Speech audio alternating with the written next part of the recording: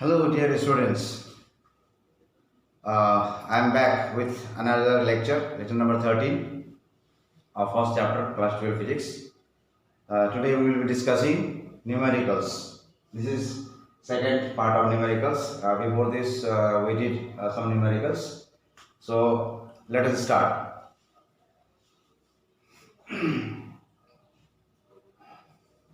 Suppose there are two pairs of charges. Suppose 1 microcoulomb, 2 microcoulomb separated by a distance of r. Suppose this is q1, this is q2, both are positive. Another pair of two charges, they are all separated by r, q3, q4. This is 2 microcoulomb and this is minus 3 microcoulomb. What we need to do is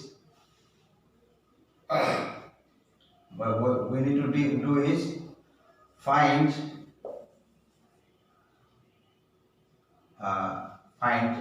the magnitude of force between each pair of charges and plot a graph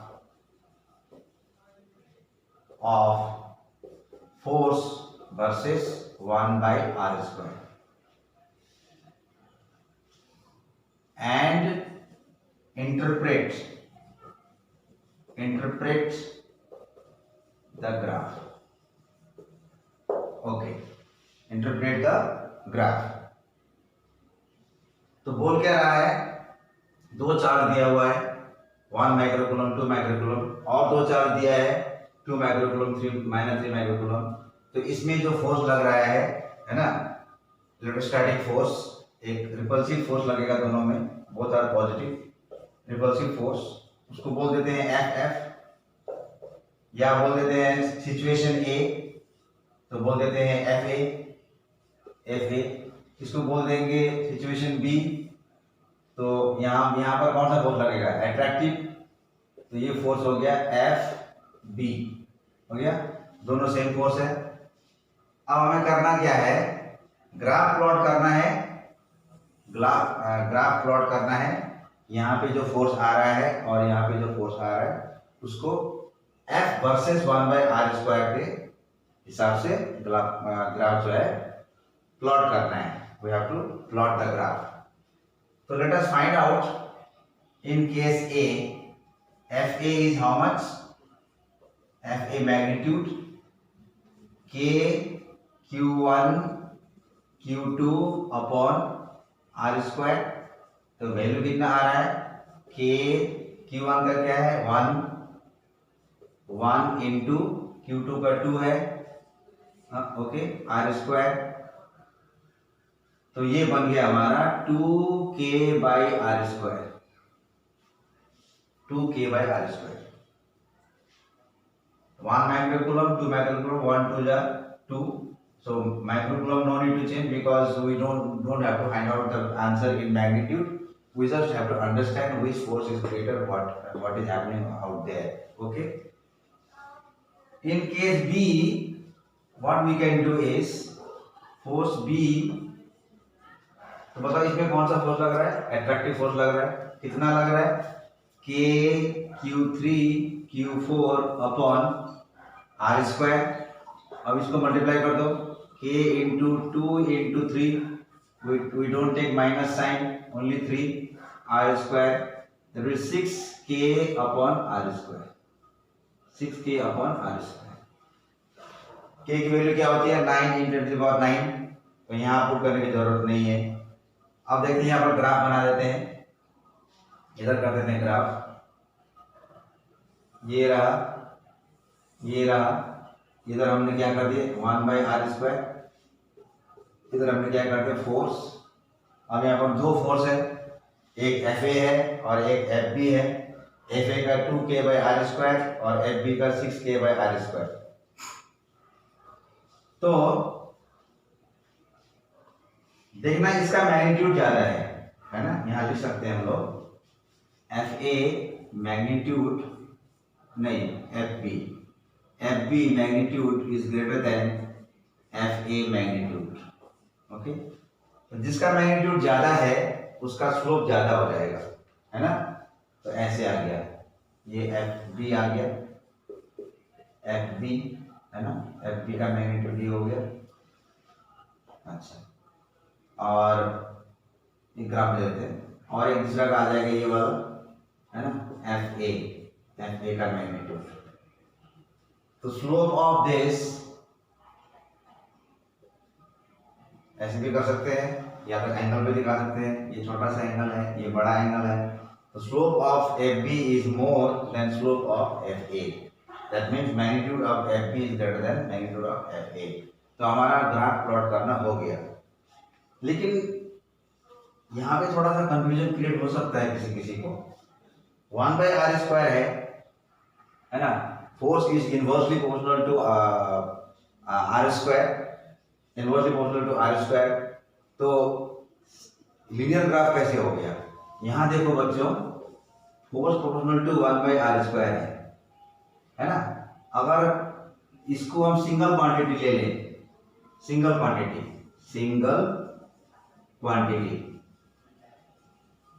quantity ले ले, तो क्या हो जाएगा? Directly proportional हो गया ये।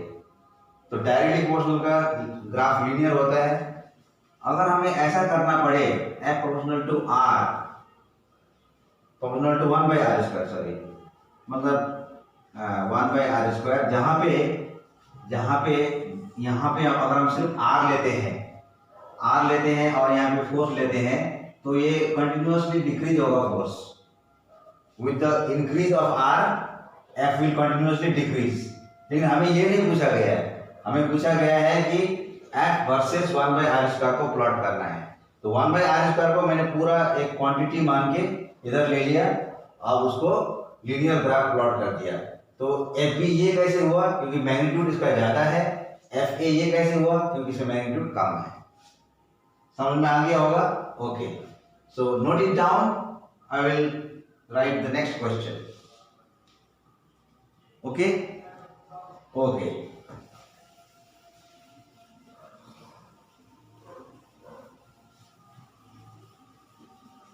the advantage of watching the video is that you can pause and you can note down. Okay, note down, you can realize what is happening. अब देखो दूसरा क्वेश्चन है।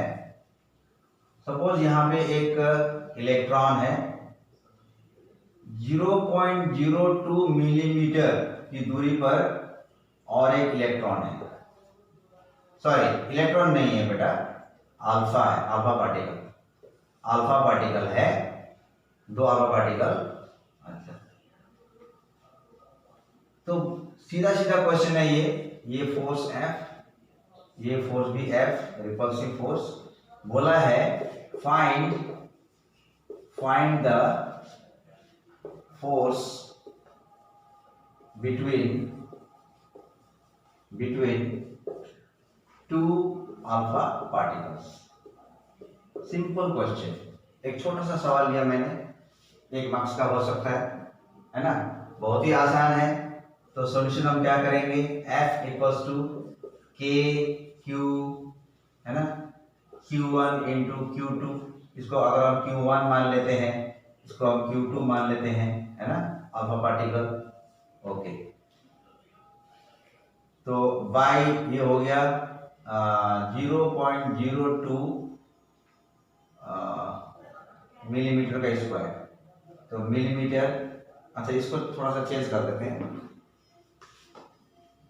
इसको कर देते हैं 0.02 इंटू मिलीमीटर को कर दिया 10⁻³ तो मीटर हो गया, है ना, मीटर हो गया। अच्छा, तो स्क्वायर कर दिया, ठीक है। अच्छा, अब यहाँ पे k की वैल्यू क्या है? 9 इंटू 10⁻⁹, अच्छा Q1 मतलब अल्फा, हाँ, तो Q1 कितना हो जाएगा, यहाँ देखो 2 इंटू इलेक्ट्रॉन। एक अल्फा का जो चार्ज होता है 2 टाइम्स इलेक्ट्रॉन होता है, because alpha is helium atom. तो 2 इलेक्ट्रॉन, तो 2e इंटू ये भी 2e। Remember 1 alpha particle is equal to 2 times of electron, उसका चार्ज डिवाइडेड बाय, अब इसको मैंने क्या किया था, मीटर बनाया था, अब ये पॉइंट को हटाना है, तो 2 इंटू 10 टू द पावर -2 और ये हो गया 10 to the power -3 whole square, ये हो गया होल स्क्वायर। अब इसको मिटा देता हूं, ओके।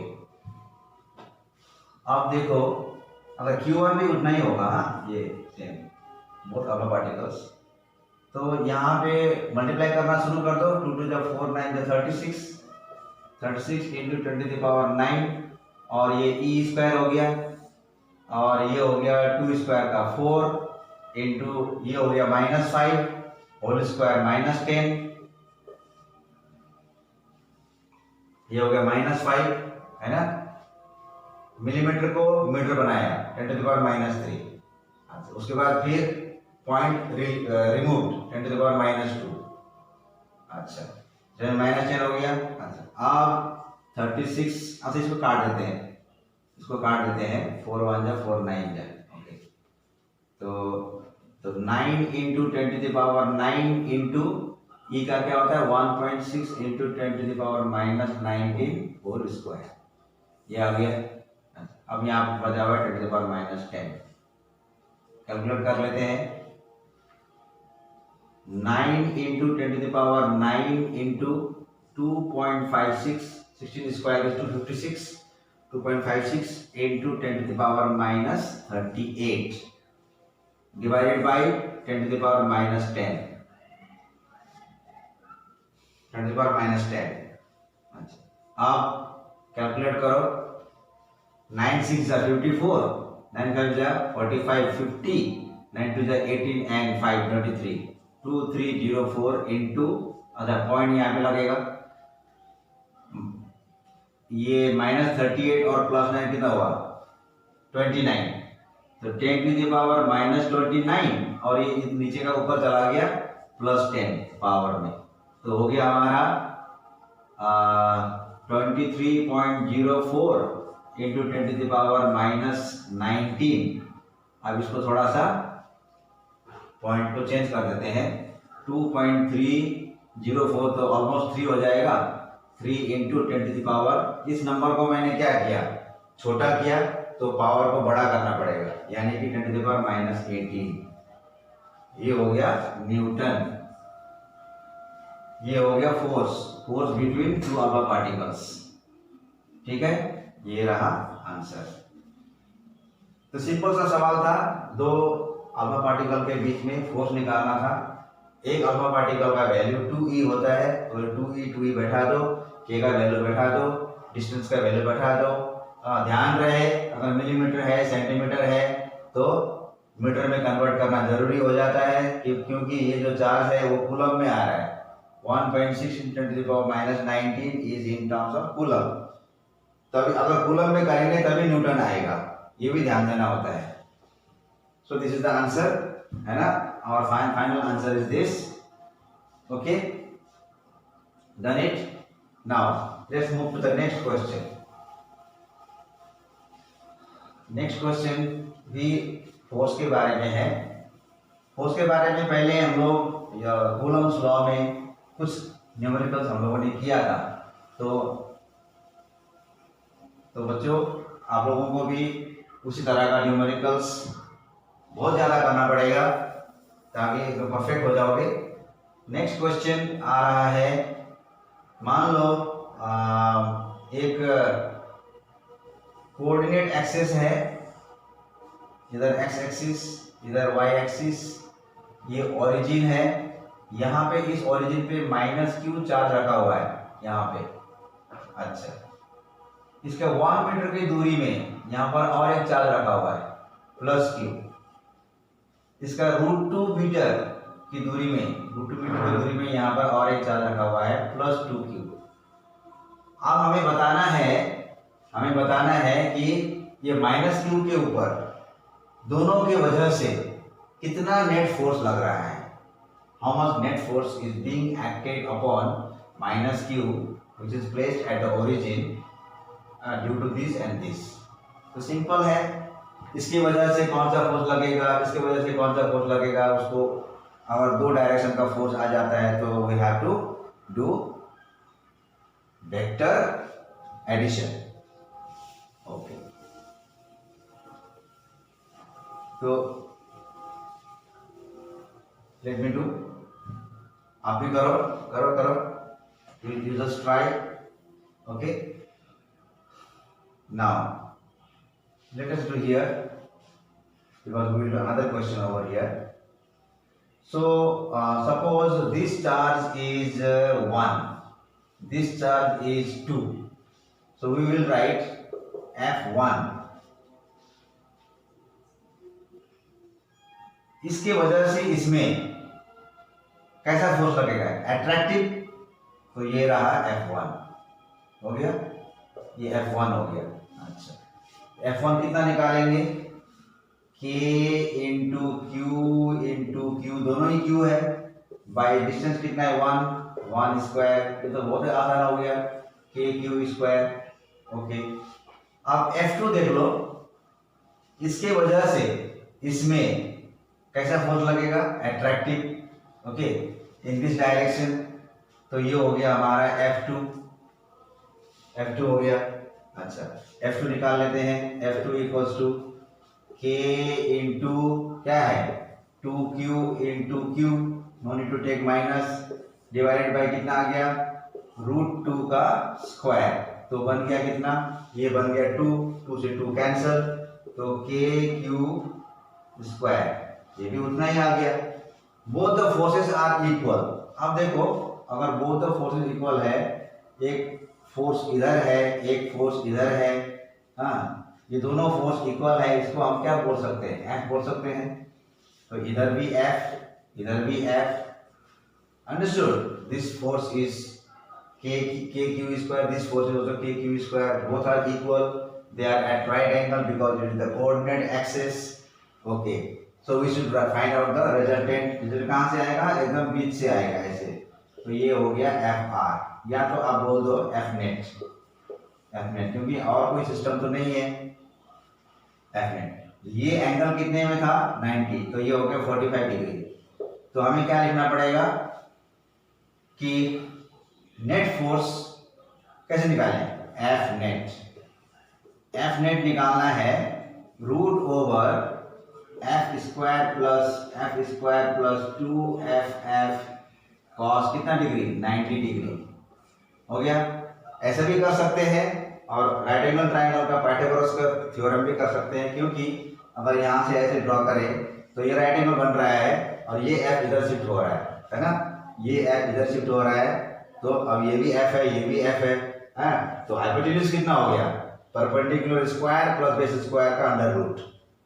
तो अभी वही यहाँ पर आने वाला है, तो √/, ये तो 0 हो जाएगा cos 90, तो बचा 2F², perpendicular square plus base square, उसी के जैसा हो गया। अच्छा, ये हम लोगों ने क्लास 11 में किया था। अब आ गया √2F, तो Fnet कितना हो गया बच्चों, Fnet हो गया हमारा √2 टाइम्स फोर्स कितना था KQ², तो ये हो गया √2 KQ² is the answer, Fnet। And direction क्या है इसका, डायरेक्शन क्या लिखेंगे, डायरेक्शन लिखेंगे along the bisector of two force of the angle, along the bisector of angle between two forces हो गया। ऐसा भी लिख सकते हो, या तो लिख सकते हैं at angle 45 degree degree with any force, ये भी बोल सकते हैं हम लोग डायरेक्शन में। Since it is vector quantity, this is the magnitude, actually magnitude निकाला हमने, vector quantity we have to mention magnitude and direction. Okay okay, तो दीज आर द थिंग्स, कुछ फोर्स के बारे में, close force. Now I will switch over to electric field. Electric field निकालना, सोच लो यहां पे एक चार्ज है 2.5 माइक्रोकूलम और यहां पे एक चार्ज है 3.6 माइक्रोकूलम। डिस्टेंस है यहां से लेकर के यहां तक 22 सेंटीमीटर है। अब ये चार्ज 1, ये चार्ज 2, बोल लेते हैं इसको Q1, इसको बोल देते हैं Q2 है ना, Q2 बोल दिया, ये Q1 है। अच्छा, क्वेश्चन है where on the line joining the two charges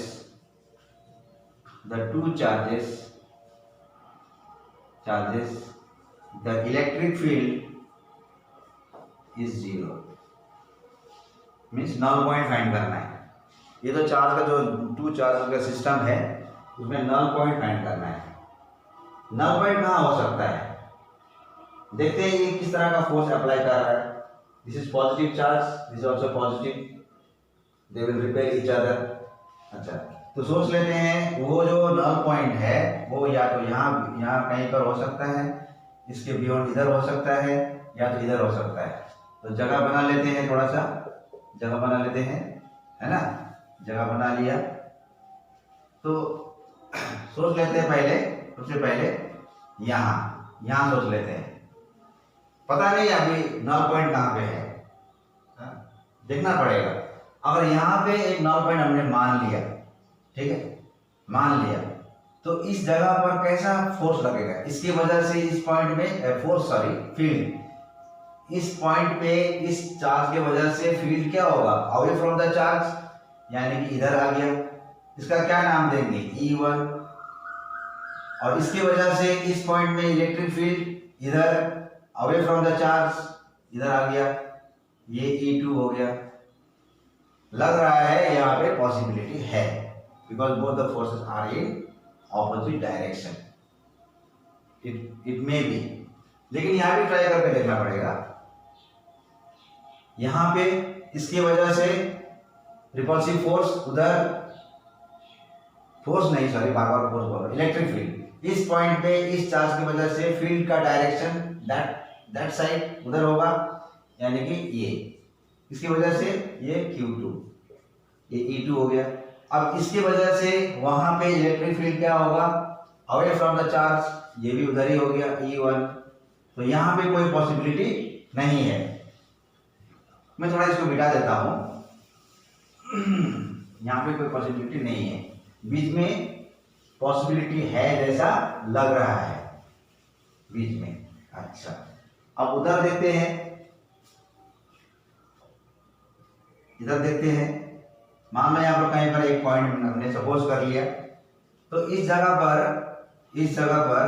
इसकी वजह से फील्ड किधर लगेगा, इधर ऐसे, और इसके वजह से फील्ड किधर लगेगा, direction away from the charge इधर। तो इसके वजह से ये E1 इधर और इसके वजह से भी E2 इधर, both are in the same direction. There is no question of nullifying each other, एक दूसरे को नलिफाई नहीं कर सकते, ओके, सेम डायरेक्शन। तो this is also not possible, ठीक है, तो पॉसिबिलिटी यहाँ पे है।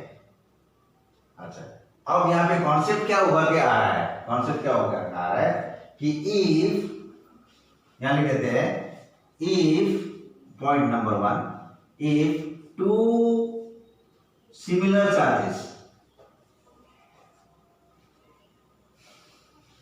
charges are there charges are there, या तो लिख सकते हैं in case of two similar charges are there, the null point, I call it null point, लिखने में थोड़ा शॉर्टकट हो जाएगा, जहां पे इलेक्ट्रिक फील्ड जीरो आना है उसको कहते हैं null point.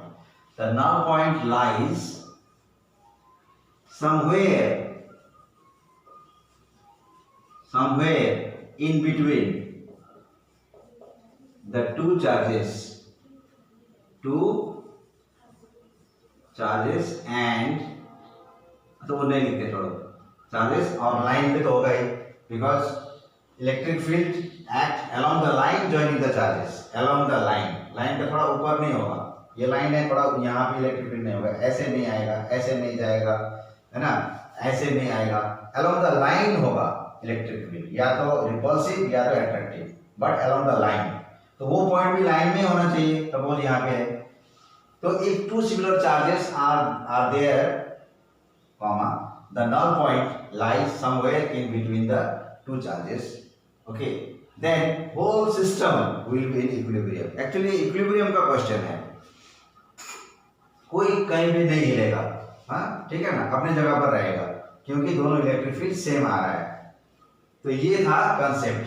अगर डिसिमिलर चार्ज होंगे तो यहाँ कहीं भी हो सकता है, दूसरा केस हो जाएगा, उसको भी हम लोग बाद में करेंगे.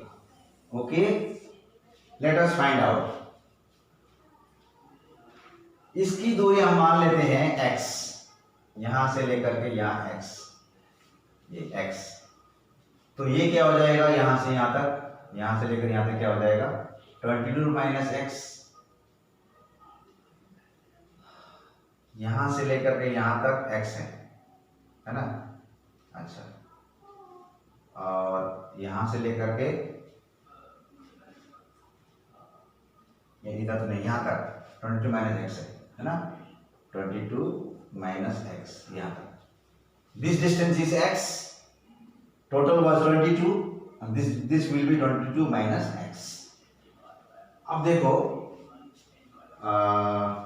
22 सेंटीमीटर दिया हुआ है, मीटर में करना पड़ेगा. यहाँ देखते हैं, सबसे पहले हम निकालेंगे E1. E1 क्या होगा बच्चों, इसके वजह से KQ1 upon x square, KQ1 upon x square. Q1 की वैल्यू क्या है, K into Q1 is 2.5 into 10 to the power minus 6, उसको कूलम बना लिया, डिवाइडेड बाई एक्स स्क्वायर. ठीक है, अब इसको इतना ही रहने देते हैं, E2 कर देते हैं, E2 है ना, मैग्नीट्यूड करेंगे E2 will be this way, because of this KQ2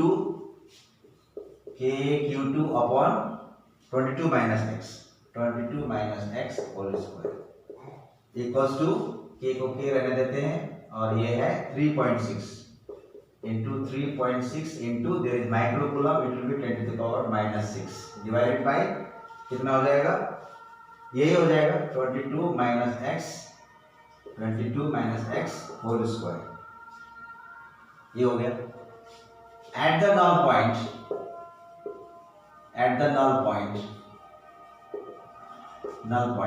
अब null point कहाँ पे, यहाँ पे, हाँ उसको P मान लिया है ना, तो पेपर में लिखना पड़ेगा, let at P the electric field is 0, and let the distance of point P from Q1 is x, then this is 22 minus x बोल के इनको लाइन लिखना पड़ेगा. At the null point, comma, E1 magnitude is equal to E2 magnitude, इन दोनों का magnitude same. That means K into 2.5 into 10 to the power minus 6 by x square equals to K into 3.6 into 10 to the power minus 6, और ये क्या हो जाएगा, 22 minus x whole square. K ने K को मार गिराया, ये दोनों भी कट गए। अच्छा, बचे क्या? अब जो बचा हमें क्या करेंगे, this upon this is equal to this upon this, ऐसे करेंगे। तो 22 minus x upon x whole square, square एक ही बार लगा दिया, इक्वल्स टू 33.6 अपॉन 2.5। पॉइंट से पॉइंट मर गया, तो क्या हो गया?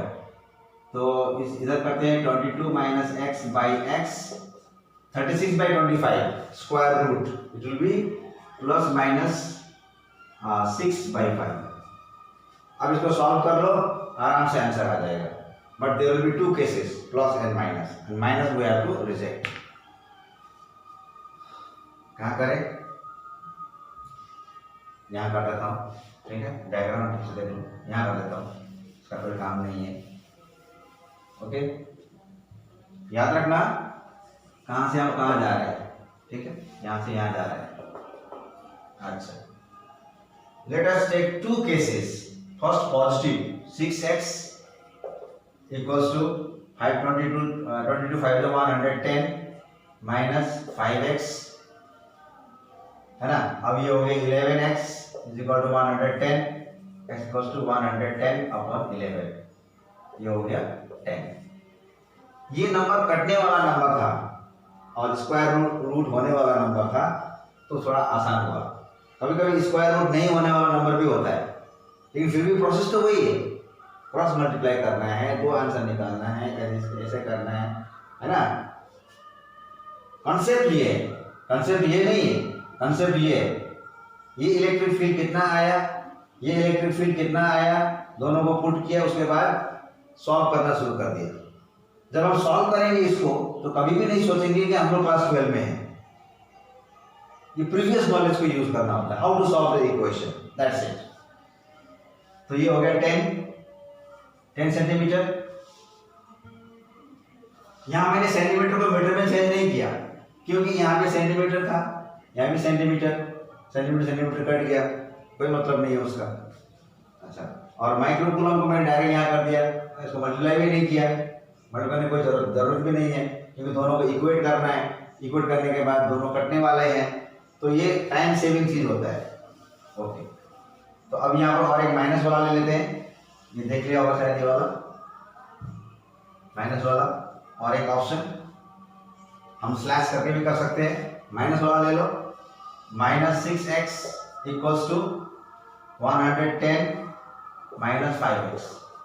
नेगेटिव साइन 6 के साथ ले लिया तो 5 के साथ नहीं लेंगे, तो माइनस 6x प्लस 5x कितना हो गया, minus x equals to 110, then x equals to minus 110, which is not possible.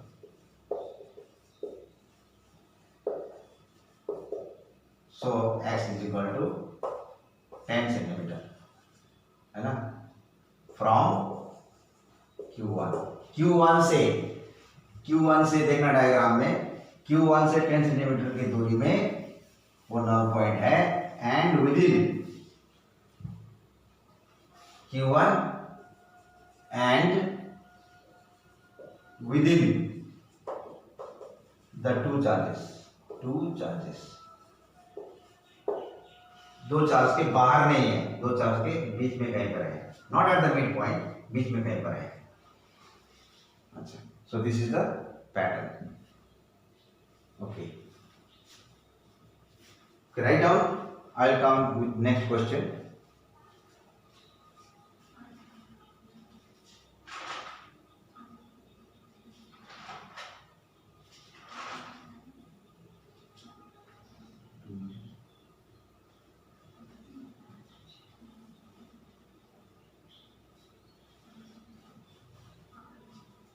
Okay, done. दूसरा क्वेश्चन करते हैं।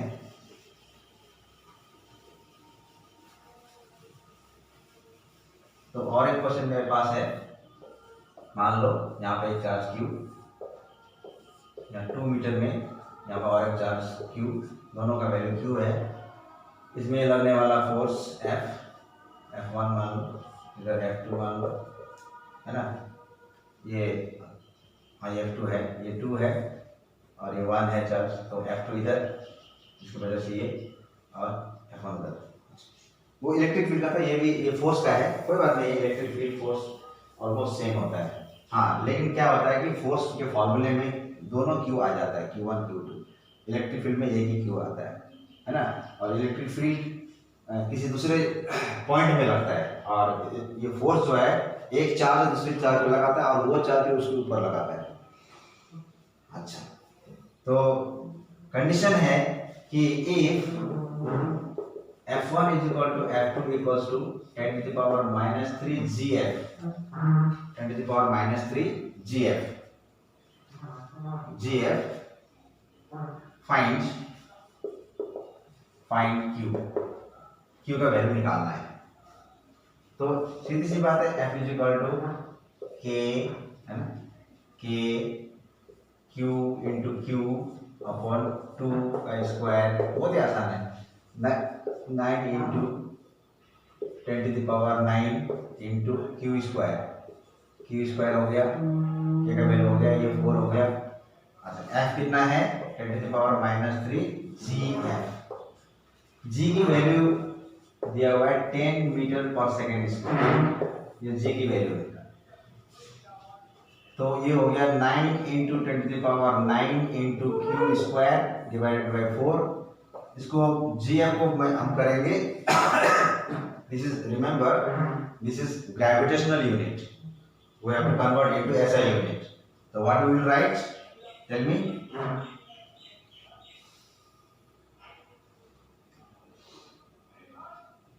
अच्छा, ये KGF का, हाँ KGF, GF नहीं है, KGF दूं या GF दूं, क्या करो, GFC तो हो सकता है, चलो GF दे देता हूँ।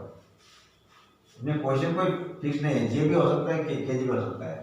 करना क्या है, हम लोग को समझ में आएगी करना क्या है, इस तरह से करना है, बस ये GF KGF हटाओ, मारो गोली। अगर GF है तो उसको KG करने के लिए क्या करना पड़ेगा, 10 to the power minus 3, तो KG बन गया। और ग्रेविटेशनल फोर्स है, उसको हम SI यूनिट में करेंगे तो 9.8 करना चाहिए था, लेकिन 10 दिया हुआ है, तो हम 10 करेंगे यहाँ पे। If you multiply G by 10 to the power minus 3, it becomes KG, and if you multiply by the value of G, whatever is given, then it becomes Newton, ये न्यूटन बन गया अभी। अच्छा, अब इधर में 9 into 10 to the power 9 into Q square upon 4, ठीक है। तो अब Q स्क्वायर निकालेंगे, है ना, Q स्क्वायर निकालेंगे, उससे पहले थोड़ा सा इसको शॉर्टकट कर लेते हैं। ये -6 और ये 1, तो -5, 10 to the power -5, 4 इधर आ गया, इधर क्या बचा, नीचे ये 9 आ गया, 9 इंटू 10 to the power 9 आ गया, इधर क्या बचा, Q स्क्वायर, अब तो हो गया, है ना। 4 अपॉन 9 इंटू 10 का कितना आ रहा है, -5, और ये -9, -9 ऊपर चला गया, -9, तो 10 to the power -14 is equal to Q square. तो अब तो सीधी सी बात है, Q इज इक्वल टू इसका 2 आ जाएगा, इसका 3 आ जाएगा, और इनटू इसका क्या आ जाएगा, 10 to the power -7। तो व्हाट इज द आंसर, 0.6, और एक 6 ले लो, इंटू 10 to the power -7, कभी 0.67 लिख सकते हैं। इसको थोड़ा चेंज करो तो क्या हो जाएगा, 6.6 into 10 to the power, number को बड़ा किया तो छोटा करना पड़ेगा, नंबर को देखो ये टेक्निक है, नंबर को बड़ा किया तो छोटा करना पड़ेगा, 1 स्टेप, छोटा मतलब 10 to the power -8। ये हो गया Q का वैल्यू, ये हो गया Q का value, final answer coulomb. Look, 2 charges, 2 meter distance, force given, G given, force given in terms of GF, so force equal to this formula, Q square, so GF is converted into KGF, so if you multiply by the value of G, it becomes SI unit, okay, SI unit, and then solve, just get Q is equal to, write in the standard form, okay, okay. So next question coming.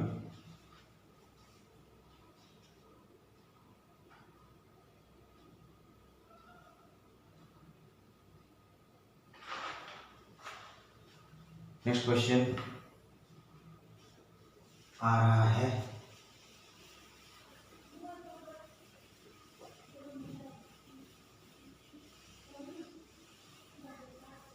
सोच रहा हूं क्या दूं, तो इसको दे देता हूं. हाँ, suppose there is a charge and there is another charge. This is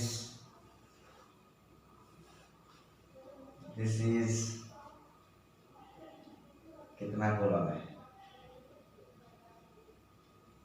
and there is a point, there is a point A and there is a point C. The distance of this charge है 0.1 metre. इसका distance है 0.1 metre, इसका है 0.05 metre, इसका है 0.05 metre. तो total मिला के हो गया 0.1 मीटर. यहाँ पे पॉइंट बी है, यहाँ पे पॉइंट ए है. तो ये Q1 हो गया, ये Q1 हो गया, ये Q2 हो गया. Q1 और Q2 की वैल्यू क्या थी, एक मिनट.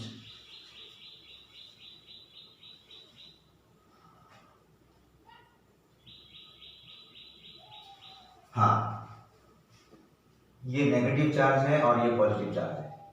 नहीं, ये पॉजिटिव है, नेगेटिव है. चलो, ये पॉजिटिव चार्ज है 10⁻⁻8 कूलम और ये है -10⁻⁻8 coulomb.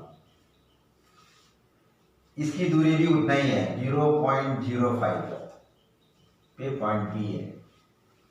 We have to find out, find क्या करना है, find the net electric field at A B C. Find E net at A B C. Okay, पहले करते हैं एट ए. ठीक है, यहां से ऐसे ए को बीच में ले लो, बीच में तो कॉर्नर हो जाएगा, ये इक्विलेटरल ट्रायंगल है. ये थोड़ा सा डायग्राम थोड़ा सा इधर हो गया, शिफ्ट कर लेते हैं. अच्छा नहीं लगा, अच्छा बिल्कुल नहीं लग रहा है. यहाँ ऐसे कर देते हैं, तो ऐसे ऐसे. ये Q2 का वैल्यू -10⁻⁻8 कूलम और ये 0.1 मीटर. तो एट ए इसको 1 मान ले, इसको 2, तो वो तो लिखा ही है. ये लिखने का तरीका होता है. इस पॉइंट पे, पॉइंट ए पे, इसकी वजह से क्या फील्ड आएगी, इस तरफ ये E1 इक्वल्स टू, अच्छा E1, अब इसके वजह से इस पॉइंट में कौन सा फील्ड आएगा, टुवर्ड्स द चार्ज. और ये हो गया इसके वजह से अवे फ्रॉम द चार्ज, इसके वजह से towards the charge electric field, है ना. तो दोनों का यही डायरेक्शन होगा, E1 का भी और E2 का. अच्छा, E1 कितना हो जाएगा, KQ/R². Q कितना है 10⁻⁻8, R कितना है 0.05. अच्छा, इसके वजह से यहाँ पे फील्ड, उस तरफ का फील्ड KQ/R². Q कितना है 10⁻⁸, है ना, माइनस नहीं लेना है, 10⁻⁸, जितना तो उतना ही है. डिस्टेंस कितना है 0.05, तो सेम आ गया. तो E1 is equal to E2, यहाँ पे ये दो है, E2 है ना, is equal to K into 10⁻⁸ divided by 0.05 का स्क्वायर. सीधा सवाल, ये दोनों का हो गया E. तो E नेट कितना हो जाएगा, E नेट एट A, ये कितना हो जाएगा, दोनों का सम E प्लस E 2E ये ई, ये भी ई, क्योंकि E1 E2 दोनों सेम है, ई मान लिया 2e, तो ई कितना हो जाएगा k इंटू 2 आ गया इधर, k इंटू 10⁻⁻8 डिवाइडेड बाई 0.05 का स्क्वायर। सॉल्व करते हैं इसको, काफी जगह चाहिए। 2 इंटू 10⁻9 इंटू 10⁻8, इसको डायरेक्ट करते हैं। बताओ 0.05 को अगर डेसिमल हटाओगे तो क्या होगा, 10⁻2, और 5 का स्क्वायर क्या होगा 25, और 10⁻2 का होल स्क्वायर 10⁻4।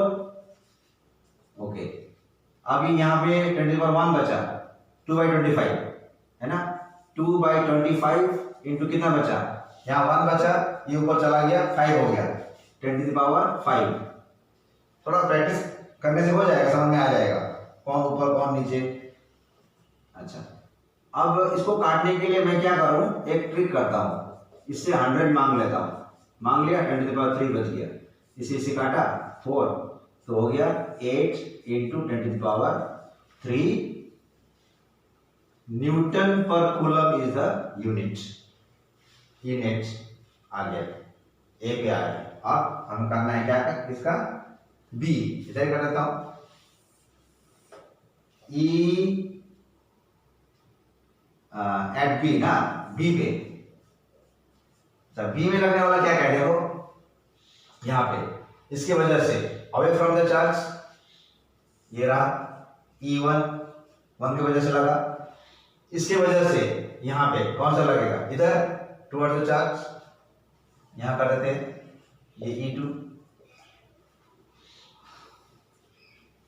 इसका ये दोनों का फॉर्मूला अलग अलग आएगा क्योंकि डिस्टेंस सेम नहीं है, तो यहां पर कर देते हैं एट बी E1 हो गया k इंटू क्यू कितना है 10⁻8 डिवाइडेड बाई 0.05 का स्क्वायर, ये हो गया 9 इंटू 10⁻9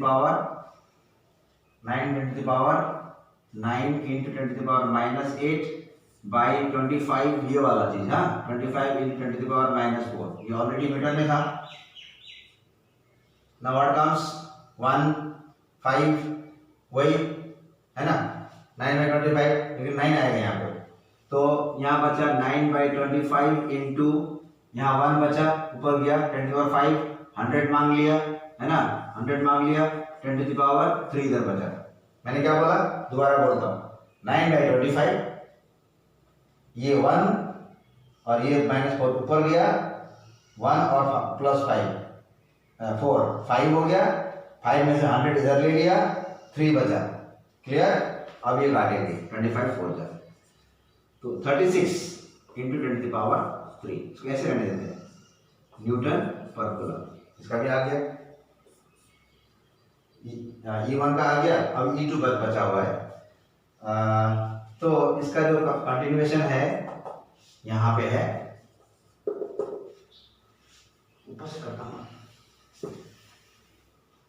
यहाँ पे E2 कहाँ पे चल रहा है, ये B के लिए चल रहा है।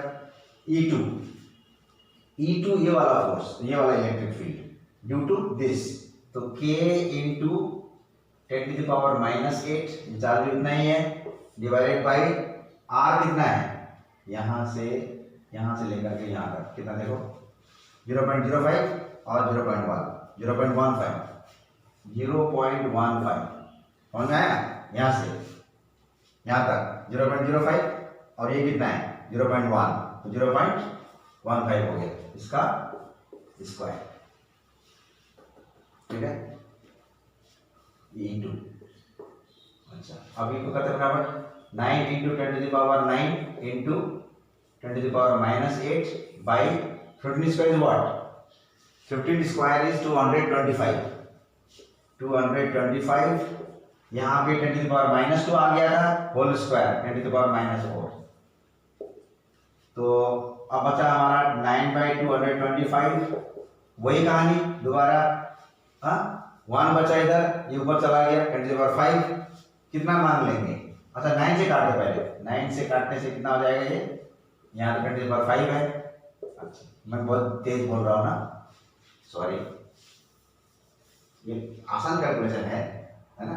9/225, अब काटने जा रहा हूँ, यहाँ पे 10⁵ हो रहा है। तो 9 से कितना बच जाएगा ये 25 टाइम्स। तो अब इसको चेंज कर देता हूँ, यहाँ पे 100 कर दिया और 10⁵ कर दिया। 10⁵ था थोड़ी देर के लिए, अब ये हो गया 100 और 10⁵, काटने में आसान हो गई है ना। 25 4 जा, तो हमारा आंसर आया 4 × 10⁵ न्यूटन पर कूलम। तो ई नेट क्या होगा भाई, E net at B, E net at B stronger electric field minus smaller, ये दोनों का डिफरेंस करना पड़ेगा। The vectors are in opposite direction, तो कौन सा ज्यादा स्ट्रॉन्गर है, E1 या E2? E1 because it is closer, charge के जितने पास होता है पॉइंट उतना स्ट्रॉन्ग फील्ड होता है।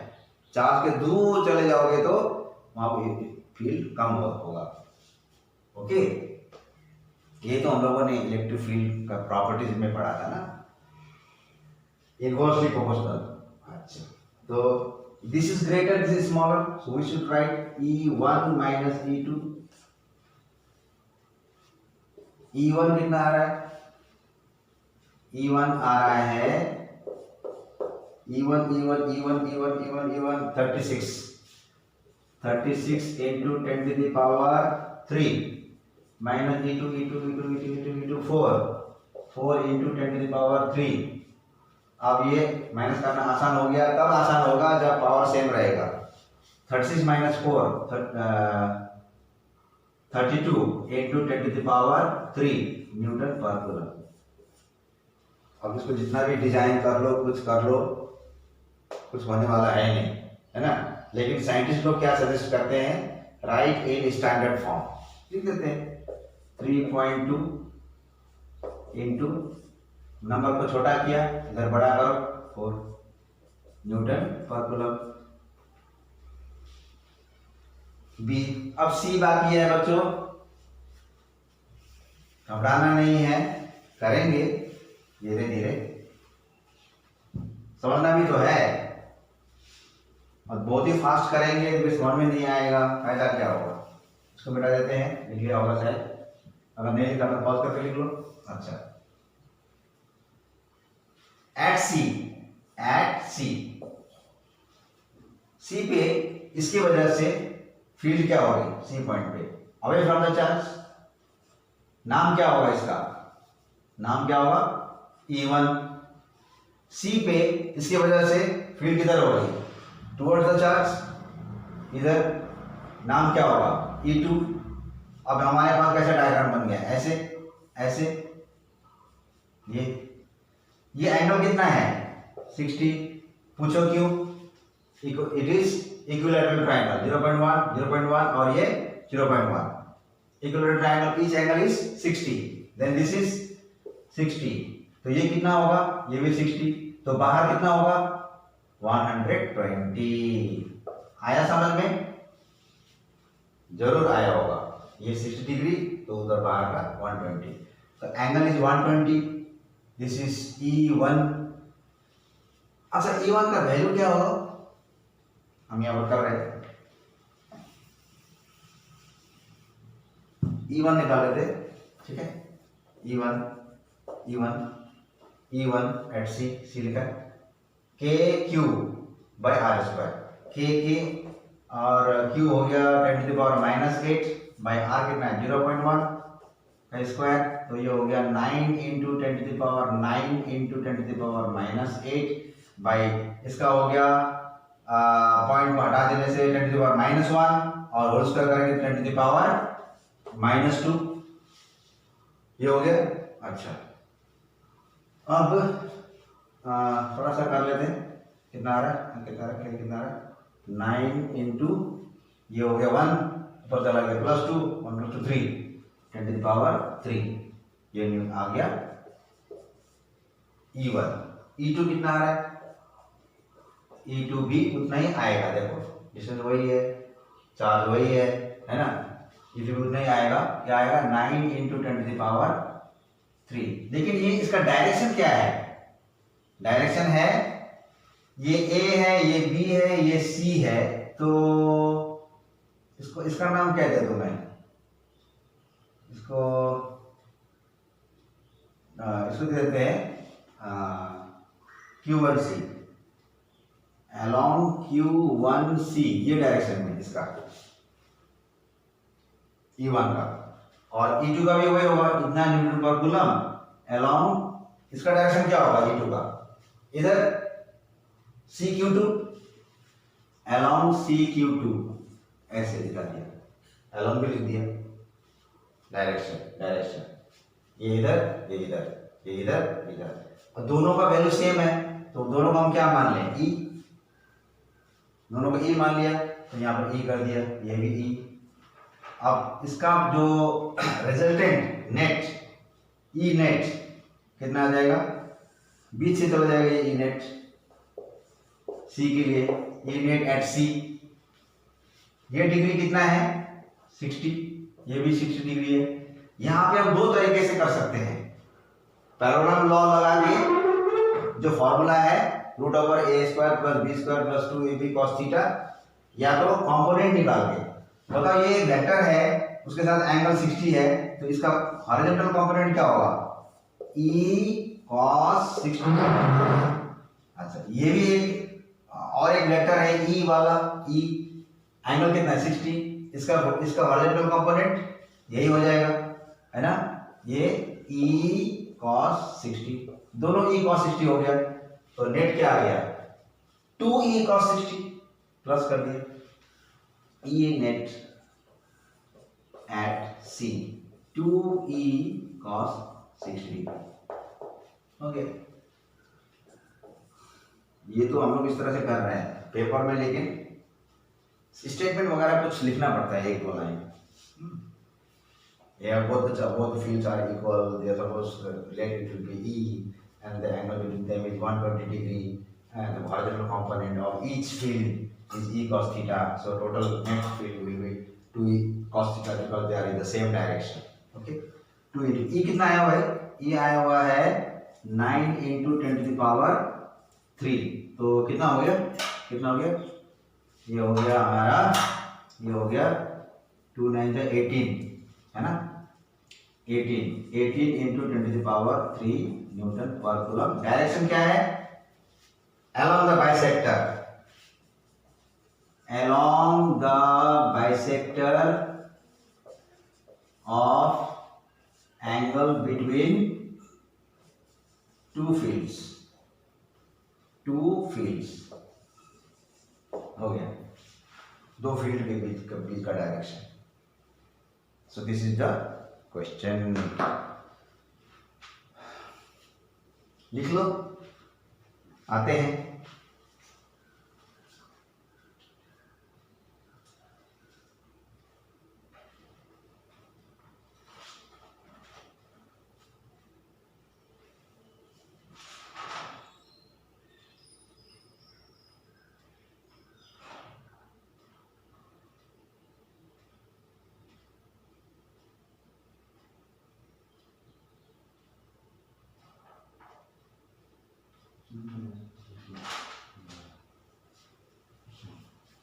अच्छा, हो गया।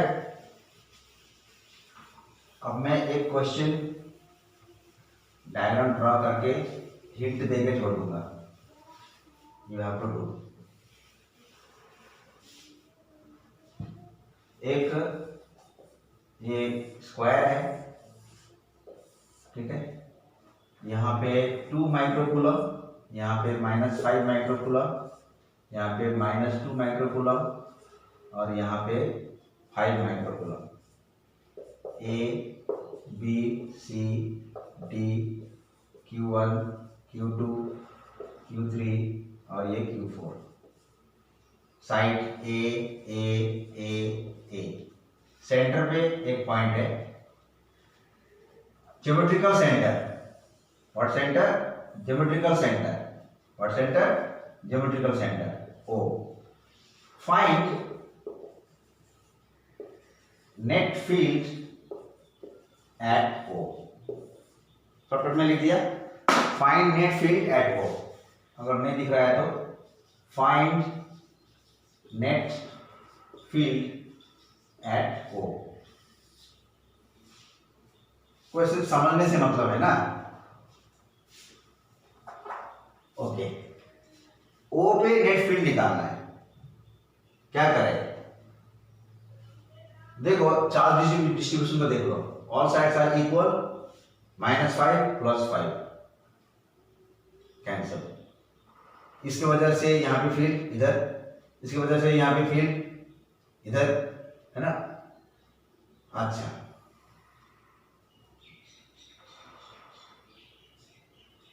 हाँ ये दोनों ऐड हो गए, ये दोनों ऐसे, इसकी वजह से यहाँ पे field away from the charge, और यहाँ ऐड नहीं होगा, सॉरी ऐड हो गए तो, और इसके वजह से यहाँ पे फील्ड ये, और इसके वजह से यहाँ पे फील्ड टुवर्ड्स द चार्ज। तो ये एक आ गया, ये एक आ गया। अब इन दोनों का निकालना पड़ेगा रिजल्टेंट। ये ट्राई करके देख लेना।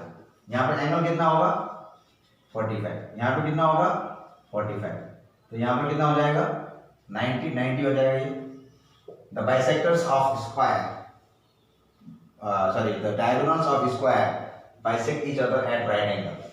तो ये भी राइट एंगल हो गया 90 डिग्री। तो केस कैसे आ गया, ये और ये राइट एंगल में है। हाँ राइट एंगल तो है, यहाँ पे राइट एंगल है, राइट एंगल में है। अब बात क्या है, इसके वजह से ये देखो, इसके वजह से इसमें field F D, sorry E D इस डायरेक्शन में, इसकी वजह से यहाँ पे फील्ड ई बी इसी डायरेक्शन में। हाँ ई डी कितना हो जाएगा, चलो कर ही देता हूं, बहुत टाइम लगता है न्यूमेरिकल में। ई डी कितना हो जाएगा, ये ई डी है, एक ई डी है, ई डी, और एक है ई बी। यहाँ पे एक है ई ए, और एक है ये वाला ई सी की वजह से, ई सी। ई डी देख लेते, ये कितना है, half of the diagonal. Diagonal का फॉर्मूला क्या है, √2a, तो हो गया √2a/2, a/√2 हो गया।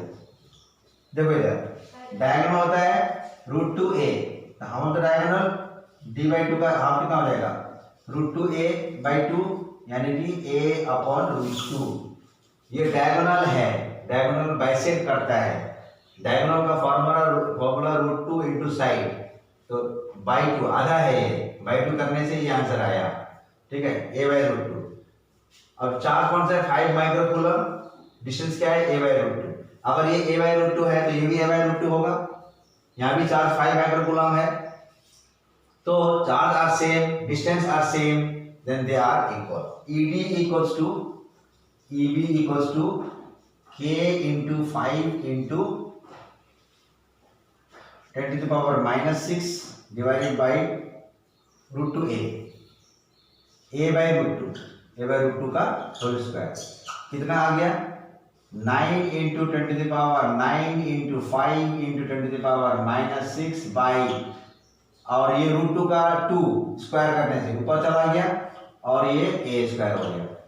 हिसाब कर लेते हैं, यहाँ पर 3 2 10, हाँ 10⁻3 और 10 आ गया इधर, 10⁻3 इंटू 10 10⁻4, तो 9 बाई a स्क्वायर 10⁻4, ये हो गया न्यूटन पर कूलम। यहाँ का दोनों का इसको हम E मान लेते हैं। अच्छा, इसको मैं मान लूंगा E', दोनों का वैल्यू E'। इस डायरेक्शन में आ रहा है, इन दोनों का कंबाइंड, इसको नहीं ED को, ये वाला, इन दोनों का कंबाइंड। उसी तरह यहाँ देखो, ये भी हाफ ऑफ द डायगोनल, तो obviously EA and EC will be same, तो यहाँ लिखेंगे सिमिलरली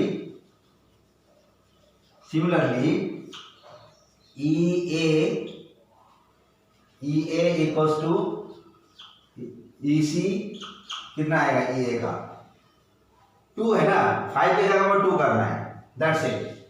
डायरेक्ट कर लेते हैं 9 into 10 to the power 9 into 2 into 10 to the power -6 divided by a upon root 2 का होल स्क्वायर।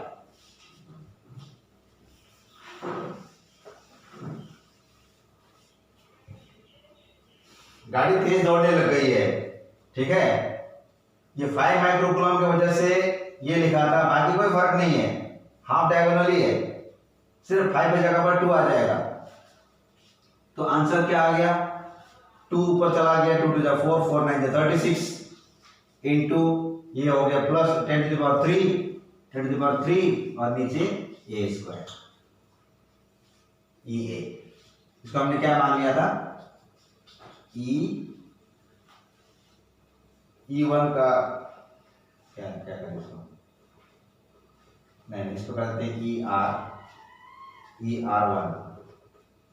ER1 कर देते हैं, ठीक है। यहाँ कितना आया 9, यहाँ आया 36, सेम नहीं आया, 2 और 5 है ना, ER1 और ये कर देते हैं ये वाला ER2।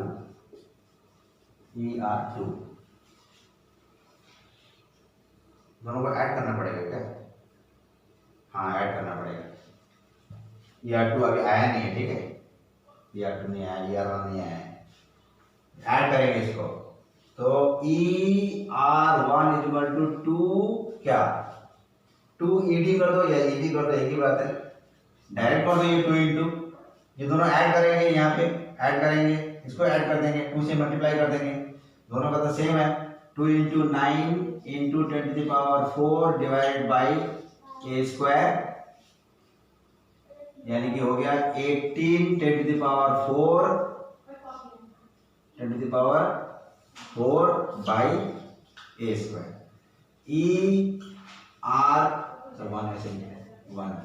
ER2 रिजल्टेंट, इसका रिजल्टेंट 1 2। यहां पे देख लो, इसका डबल कर देते हैं, 2 into 36 into 10 to the power 3 upon a square, तो हो गया हमारा 36 two 72 into 10 to the power 3 upon a square. तो ये हो गया ER1 हो गया हमारा 18 into 10 to the power 4 upon a square, और ये हो गया कितना 72 into 10 to the power 3 upon a square. ये देखो, हाँ। इसको भी अगर मैं 1 मीटर देता या 2 मीटर देता तो सिर्फ नंबर में आंसर आ जाता, लेकिन मैंने जानबूझ के ऐसा नहीं किया, सॉल्व करने का तरीका दिखाने के लिए, ठीक है। ये सॉल्व करने का तरीका है, नंबर कुछ भी हो। अच्छा, इधर आगे, अब इसका रिजल्टेंट किधर होगा, हम what is the degree, what is the angle here 90, सो बीच से जाएगा ये E नेट एट O, अब निकाल रहा है E नेट एट O, क्या हो जाएगा E net at O, right angle है, पाइथागोरस का थ्योरम लगा दो, ये दोनों का होल स्क्वायर स्क्वायर रूट कर दो, तो यहाँ कर देते हैं E नेट एट O है ना, is equal to root over, यहाँ कितना था 72 into 10 to the power 3 a square, 72 by a square into 10 to the power 3 का होल स्क्वायर, फिर प्लस छोटा करके लिख रहा हूँ इसका 18 इंटू 10 टू द पावर 3 है 4 है,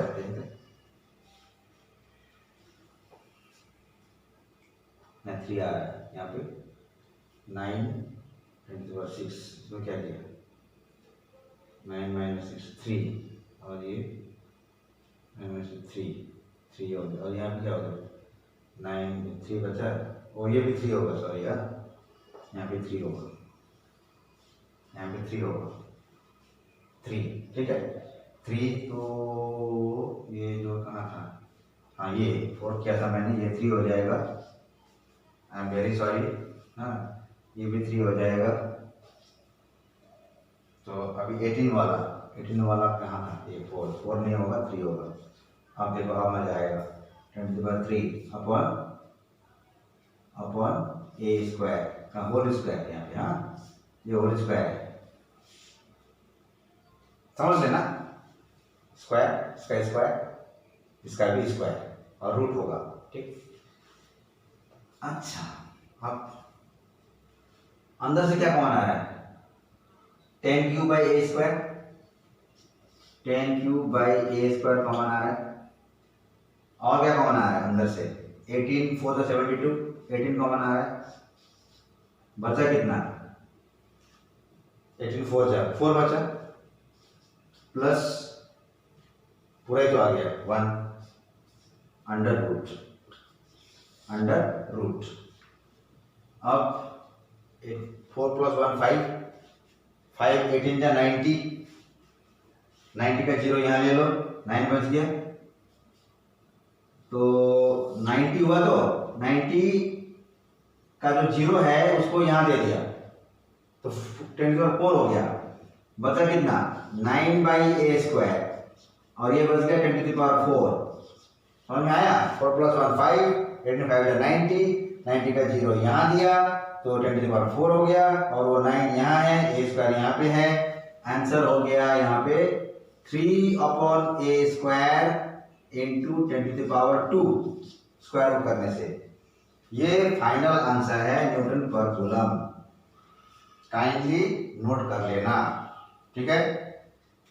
तो ये रहा कुछ सवाल इलेक्ट्रिक फील्ड फोर्स के बारे में, और भी बहुत सारे सवाल हैं, ऐसे तो सैकड़ों सवाल हैं, हाँ, लेकिन कॉन्सेप्ट को क्लियर करके सवाल करने बैठना होता है, और जब भी कोई डाउट होता है, हाँ, तो कोई भी टीचर आपके कांटेक्ट में होगा, या डायरेक्ट कमेंट सेक्शन में लिख सकते हो कि डाउट्स वगैरह जो है ना, और जो भी टीचर आपके कांटेक्ट में होगा, ऐसे उस डाउट्स को क्लियर करना है और यहाँ से सपोर्ट लेना है। This is only a support system, as much as you can take the support, okay, and you have to practice as many as you can based on this kind of sums, because there is no we don't have much time to do all the sums whichever are there in the book. So basic method we have to learn, and then we have to do. Okay, so in the next video the next topic will come. Till then, be happy, keep studying, bye bye.